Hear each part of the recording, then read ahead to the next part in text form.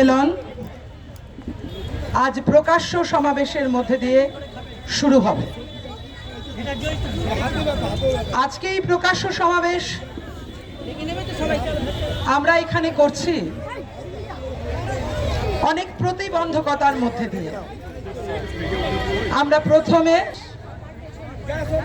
সব অংশের মহিলাদের সমাবেশ আমরা করতে চেয়েছিলাম শহীদ মিনার ময়দানে। আমরা জানি আমাদের মেয়েরা, মহিলারা সারা রাজ্যের যারা লড়াই করছেন প্রতিদিন, তারা ওই শহীদ মিনার, কিন্তু আরবি তাদের অসুবিধার জন্য তারা আমাদের অনুরোধ করেন এখানে করতে। প্রায় 20 দিনের টানা পড়েন, এখানে না ওখানে, ওখানে না সেখানে। কি আমরা করব আমাদের সমাবেশের মধ্যে দিয়ে? কোনো গোপন চক্রান্তের ব্লুপ্রিন্ট রচনা করব না আমরা, কিন্তু তা সত্ত্বেও আমাদের এই সমাবেশের জায়গা পেতে কাল ঘাম ছুটে গেছে। প্রতিনিয়ত প্রতি সময় আমাদের হেল্প করেন, আমরা তাকে ধন্যবাদ জানাবো, কৃতজ্ঞতা জানাবো।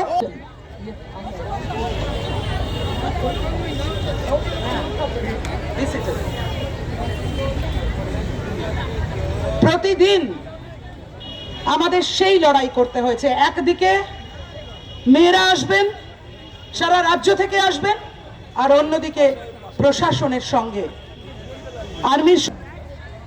আমরা জানি আমাদের এই একটা লেনে মহিলাদের সমাবেশ হবে না, আমরা জানতাম। সোচ্চারে বলতে চাই, আমরা জানি অসুবিধে হবে একটু সাধারণ মানুষের। আমরা আশা করব প্রশাসন আগামীর জন্য আজকের যন্ত্রণাকে একটু সহ্য করেও এই সমাবেশে আপনাকেও আসতে বলবো, সফল করতে বলবো। আমরা খুবই আনন্দিত। ইতিমধ্যেই আমাদের এই সমাবেশে এসে উপস্থিত হয়েছেন আমাদের সর্বভারতীয় নেত্রী, আমাদের এইটার অন্যতম পেট্রন, সারা দেশে বুলডোজার রাজনীতিকে নিজের বুক দিয়ে আটকে রাখার অন্যতম প্রতীক কমরেড বৃন্দা কারাত। আমরা বৃন্দা কারাতকে আমাদের মঞ্চে সাদরে অভ্যর্থনা জানাব। আমাদের এইবার অল ইন্ডিয়া জেনারেল সেক্রেটারি, যিনি আজ কাশ্মীর থেকে কন্যাকুমারী, কচ্ছ থেকে কাঠিয়াওয়াড়, সমস্ত রাজ্যে মেয়েদের দাবি দেন, সেই আন্দোলনের, সেই লড়াইয়ের অন্যতম প্রতীক কমরেড মারিয়াম ধাওয়ালেকে আমি সাদরে অভ্যর্থনা জানাবো। এবং এইটার অন্যতম পেট্রন কমরেড রেখা গোস্বামীকে মঞ্চে আসতে অনুরোধ করব।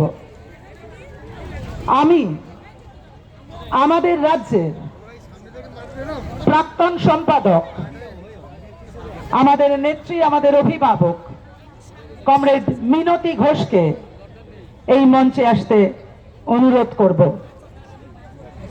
আমরা আমাদের রাজ্যের প্রাক্তন সভাপতি কমরেড সাবিত্রী মজুমদারকে মঞ্চে আসতে অনুরোধ করব। আমি প্রস্তাব করছি আমাদের এই প্রকাশ্য সমাবেশের কাজ এতক্ষণ যে প্রারম্ভিক সঙ্গীতের মধ্যে দিয়ে শুরু হচ্ছিল, তাদেরকে আমরা সকলে অভিনন্দন জানাচ্ছি। পশ্চিমবঙ্গ রাজ্য কমিটির সভাপতি কমরেড জাহানারা খান এই সমাবেশে সভাপতিত্ব করুন।